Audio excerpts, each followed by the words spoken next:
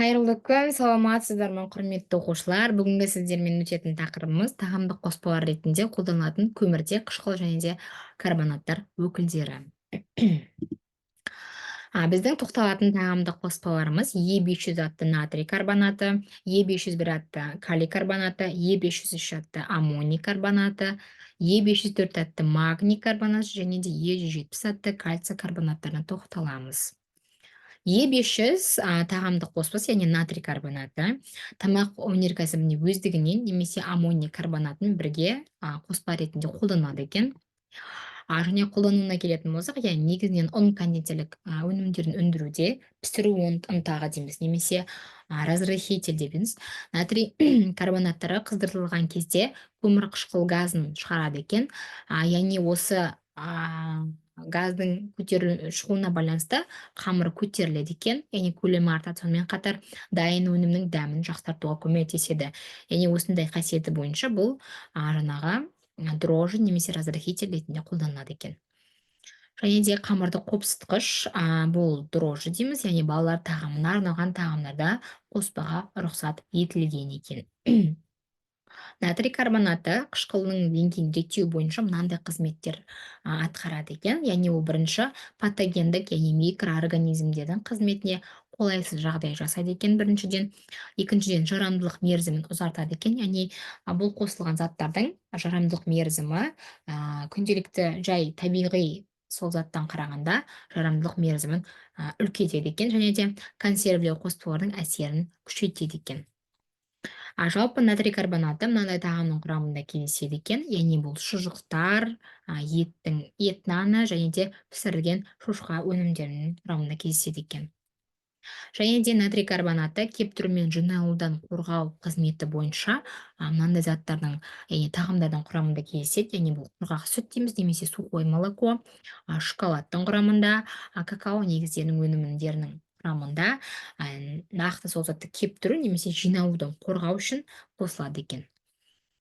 Келесі пайдасына келетін болсақ, яғни бұл тағамдық қоспаның пайдасы бар екен. Яғни бұл гастрит және де асқазан жарасы ауруында ауырсынуды басуға көмектеседі екен. Сонымен қатар әртүрлі қышқылдармен уланған кезде қарсы антидот болып табылады екен. Сонымен қатар сулы ерітіндісі химиялық күйіктің де алдын алуға көмектеседі екен. Және де келесі біздің Е501 табиғи тағамдық қоспамыз бұл калий карбонаты, яғни бұл тұрақтандырғыштар қатарына жатады екен. Көмір қышқылының калий тұзы болып табылады екен.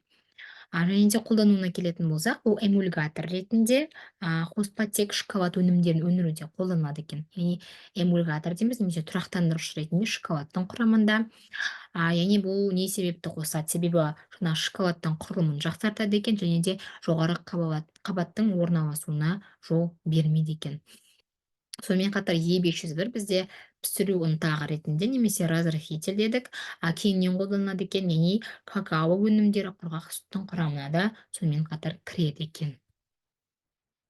Жалпы мынандай қызметтер бойынша мынандай тағамның құрамында кездеседі екен. Яғни бірінші, тұрақтандырғыш ретінде шоколадтағы эмульгатор, қоюландырған сүт немесе сгущенка дейміз, және де какао негізіндегі өнімдердің құрамында. Қышқылды реттегіш ретінде цитрус джемінде және де мармеладтың құрамында кездеседі екен. Және де синергист ретінде антиоксидантты шарап жасауда қолданылады екен. Сонымен қатар зиянына келетін болсақ, пайдасымен қатар зияны да болады екен. Яғни затты шамадан тыс пайдаланса, зиян келтіреді. Яғни Е500 бар, тұрақтандырғышы бар заттар, яғни дәрмектер мен диеталық қоспаларды бақылаусыз қабылдау кезінде болуы мүмкін екен. Және де бұл мынандай ауру, яғни бүйрек ауруы, асқазан ішек аурулар, жүректің жеткіліксіздігі секілді ауруға душар болған адамдар үшін қолдануға тыйым салынған екен. Яғни бұл дәрі-дәрмекпен немесе диеталық қоспаның құрамымен бірге қосылып, яғни адамның организміне түседі екен. Сондықтан бұндай дәрі-дәрмек пен диеталық қоспаларды қараған кезде мұқият оқу керек екен сыртын. Келесі біздің тағамдық қоспамыз аммоний карбонаты дейміз. Е503 бұл пісіру ұнтағы, жаңағы разрыхитель және де қышқылды реттегіш ретінде жалпы қолдануға рұқсат етілген тұрақтандырғыш немесе эмульгатор дейміз. Эмульгатор тобына жатады екен. Жалпы қолдануына келетін болсақ, аммоний тұрақтандырғыш ретінде шоколад пен какао өнімдерінде рұқсат етілген екен. Және де шарап жасау технологиясына енгізілген екен. Сонымен қатар сусынның ашыту процесін тездетіп, дайын сусынның түсін жарқын етеді екен. Яғни біздегі пепсидің қара түсті болуы, коланың, иә, немесе фанта секілді сусындардың сары түске ие болуы осы Е503-ке қатысты екен. Сонымен қатар пісіру процесінде қамырдың жақсы көтерілуіне, яғни көлемді болуына, сонымен қатар өнімдер керемет болады, ұзақ ескірмеуіне, яғни ұзақ уақыт сақталуына да осы Е503 көмектеседі екен. Сонымен қатар келесі біздің тағамдық қоспамыз Е503 атты натрий карбонаты дейміз. Яғни бұл Е500 жаңағы аммоний карбонатымен яғни бірге қосылып торттар, пряник, бауырсақ, печенье секілді және де осыған ұқсас барлық нан өнімдерінің құрамында кездеседі екен. Сонымен қатар маңызды бір жайт, яғни тек химиялық затпен тікелей жұмыс істеу қауіпті екен.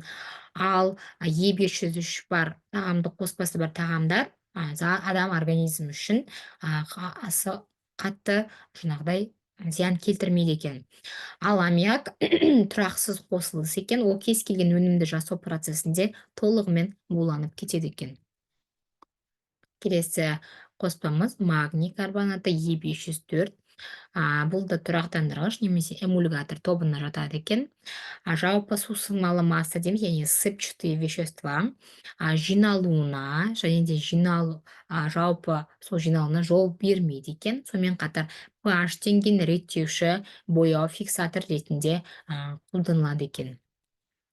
Жалпы Е504-тің қолдануы біріншіден құрғақ сусымалы өнімдерге оның кебуіне және де жиналуына жол бермейді екен. Яғни бұл түйіршіктелген қант, сухой молоко, құрғақ сүт, какао және шоколад өнімді негіздерге. Екіншіден, магний карбонаттары қышқылды тұрақтандыру үшін жетілген ірімшіктер өндірісінде қолданады екен, яғни қышқылды тұрақтандырушы ретінде ірімшіктің құрамында, және де зат дайын өнімнің түсін күшейтеді екен, яғни сол ірімшіктің сары түс болуы осы Е504-ке байланысты екен. Зауытта үгітілген және де туралған ірімшіктерге Е504 қосылады, себебі бір-біріне жабысып қалмау үшін және де желдетуден, кептіруден қорғайды екен. Яғни негізінен осы ірімшік өнеркәсібінің негізгі тағамдық қоспасы деп айтсақ болады екен. Сонымен қатар мынандай заттар қолданады екен, яғни бұл қажетті pH деңгейін сақтап отырады екен. Сонымен қатар құрылымын сақтайды тағамның, өсімдік тінін тығыздау арқылы өңделген жемістердің сыртқы түрінде жақсартып отырады екен. Сонымен қатар консервация нәтижесінде витамин дейміз, немесе макро микроэлементтердің термиялық бұзылмауына жалпы әсер етеді екен осы Е504. Сонымен қатар пайдасына да айтатын болсақ, жалпы құрамында Е504 бар тағамдар немесе өнімдер дейміз, өсу кезінде, яғни жасөспірім кезінде немесе балалардың өсіп келе жатқан шағында дене белсенділігін жоғарлататын пайдасы бар екен. Яғни дененің белсенділігіне де әсер етеді екен. Сонымен қатар жүйке және де сүйек жүйесін нығайтып, қоршаған ортаның қолайсыз факторларынан да қорғау қасиеті бар екен. Ал сонымен қатар зияны да бар екен, яғни гипермагнемия немесе осы магний карбонатын шамадан тыс қолданатын болса, мынандай зияндар бар екен. Яғни бірінші, жүрек бұлшық етінің жұмысы, яғни аритмия дейміз, және де басқа да жүрек ауруларына әкеп соғады екен. Сонымен қатар ас қорыту жүйесінің дұрыс жұмыс істемеуі, сонымен қатар ас қорыту жүйесіндегі ауру бұл диарея, газдың жоғарылауына келеді екен, және де асқазанның шырышты қабығының тітіркенуі дейміз, жүйке жүйесінің депрессиясына да әкеп соғады екен. Сондықтан өте мұқият болу қажет. Яғни шамадан тыс көп тұтынбау керек. Келесі біздің соңғы тағамдық қоспамыз Е170 атты кальций карбонаты. Жалпы кальций карбонаты немесе Е170 тамақ өнеркәсібінде тамақтық қоспа ретінде сирек қолданылады екен. Бірақ бұл Е770 тағамдық бояғыштар классына жатады екен. Ол бірқатар елдер, яғни ақш, Австралия, Жаңа Зеландия, Еуропа, Ресей және де тмд елдерінде пайдалануға рұқсат етілген екен. Қолдануына келетін болсақ, кальций карбонаты антисептикалық қоспа ретінде қолданады.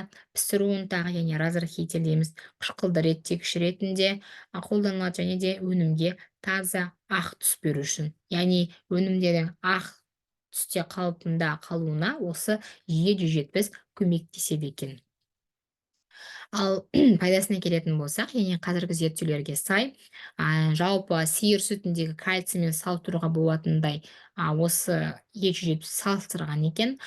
Кальций жетіспеушілігінен зардап шегетін адамдар, яғни құрамында кальций элементі жетіспейтін адамдар үшін осы Е170 бар тағамдарды қолдануға рұқсат етілген екен. Сонымен қатар, осы себептен балалар тағамдарында осы кальций карбонатын қосады екен.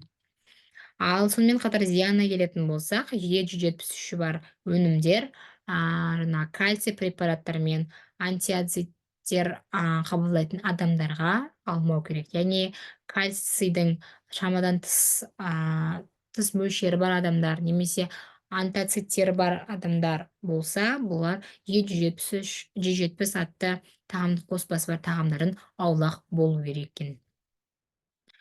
Жалпы осымен бүгінгі біздің сабағымыз аяқталды. Назарларыңызға рахмет. Сау болыңыздар.